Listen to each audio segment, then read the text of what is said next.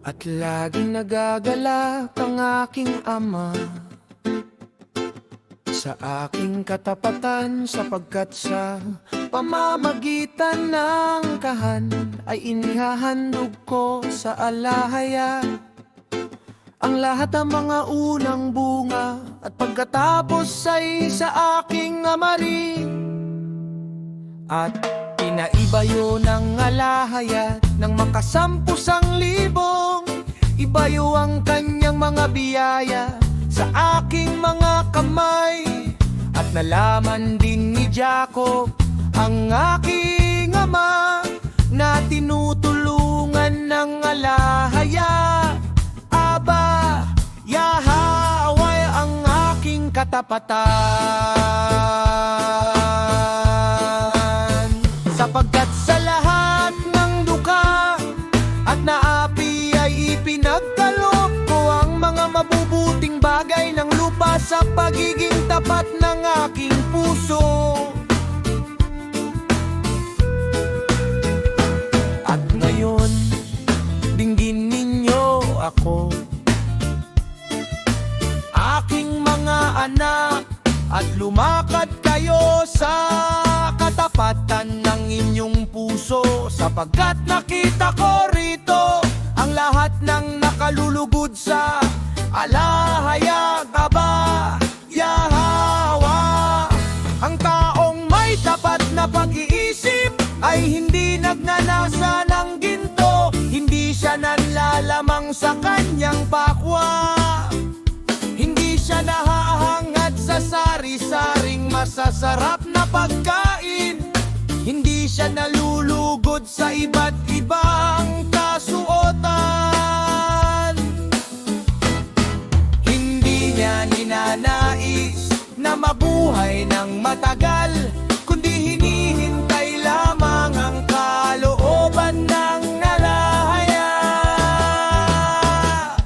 At ang mga espiritu ng panlilinlang ay walang kapangyarihan laban sa kanya, sapagkat hindi siya tumitingin sa kagandahan ng mga babae. Banyaga niya ang kanyang isipan ng katiwalian, walang inggit sa kanyang mga pag-iisip, walang taong masamang hangarin ng nagpapapanglaw sa kanyang kaluluwa o nagpapabalisa sa kanyang isipan ng walang kabusugang pagnanasa, sapagkat siya'y lumalakad sa pagiging tapat ng kaluluwa at tinitingnan ng lahat ng bagay sa katapatan ng puso. Iniilagan ng mga matang naging masama dahil sa kamalian ng mundo. Baka makita niya ang pagbaluktot sa alinman sa mga utos ng alahaya.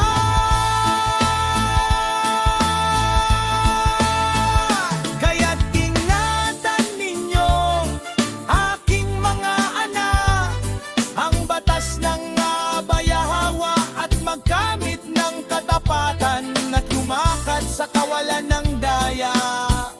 Hindi pakikialam sa mga gawain ng inyong kapwa, kundi ibigin ang alahaya at ang inyong kapwa, maging maawain sa dukha at mahina.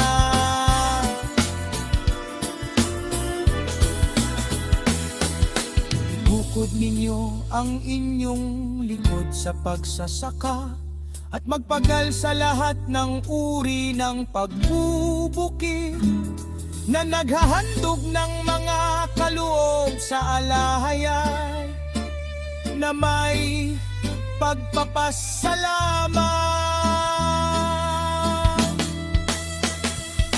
Sapagkat sa mga unang bunga ng lupa kayo pagpapalain ng alahaya,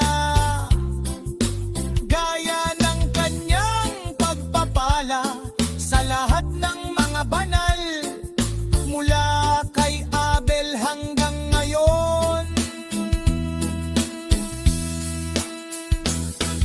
sapagkat walang ibang bahagi ang ibinigay sa inyo, kundi ang katabaan ng lupa.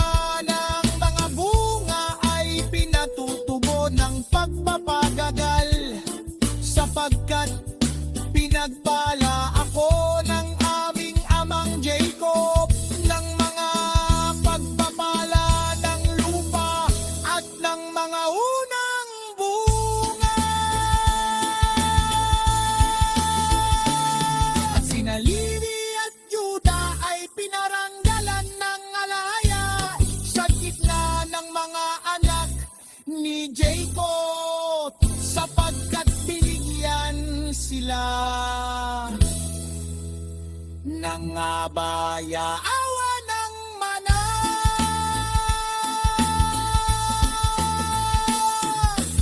At kay Libay ay ibinigay